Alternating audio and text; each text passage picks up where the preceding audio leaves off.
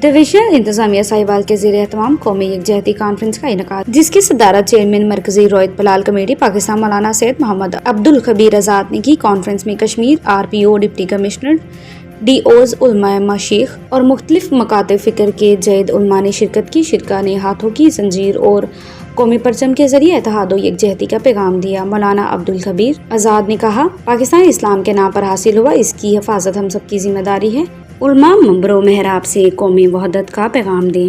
انہوں نے دہشت گردی، فرقہ روایت کے خاتمے اور پیغام پاکستان کے فروغ پر زور دیا اور فلسطینی مسلمانوں سے اظہار یکجہتی کیا۔ آخر میں ملک سلامتی اور خوشحالی کے لیے دعا کی گئی۔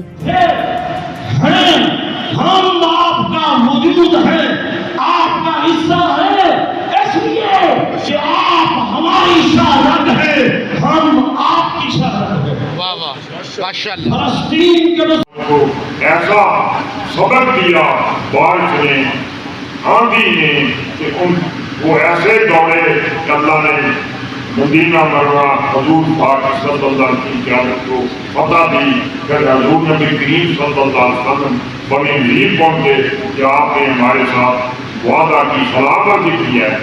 اگر آپ یاد ہوگا حضور پاک صلی اللہ علیہ وسلم ایک دیوار کے ساتھ بیٹھے ہوئے تھے، ان کے جو سردار تھے وہ بددیانت شیطان ان کے پیچھے تھا، وہ سائڈ میں جا کے مشورہ کر لگے۔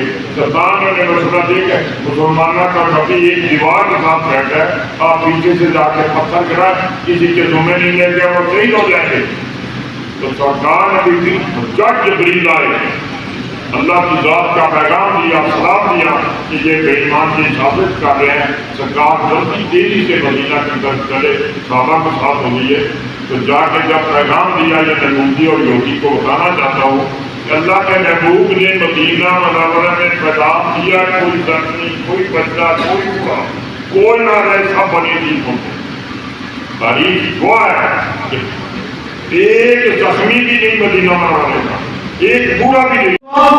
وہ نفاق فوجی مقبوضہ کشمیر میں اسرائیلی اتار کر دنیا کو یہ بات بتا دی ہے کہ پاکستان کے معاملے میں، پاکستان کی آنکھوں میں پھٹکتا ہوں میرے الزام میں کانٹے کی طرح آج پوری دنیا میں سب سے زیادہ اسرائیل کو اگر کسی ملک سے خوف ہے، کسی کا اس پہ روب ہے، کسی کے اس اوپر دبدبہ ہے، کسی کی حیبت اس کے دل دماغ پہ چھائی ہوئی ہے، تو وہ ملک صرف اور صرف پاکستان ہے۔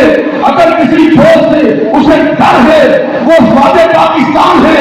کسی ملک کی قوم سے اسے خوف ہے، وہ قوم پاکستان کی قوم ہے۔ اللہ کے فضل و کرم سے میڈیا پر کچھ منافق قسم کے لوگ جو یہ پروپیگنڈا کرتے ہیں کہ پاکستان ایک ہجوم ہے، ہم ان کو کنڈم کرتے ہیں۔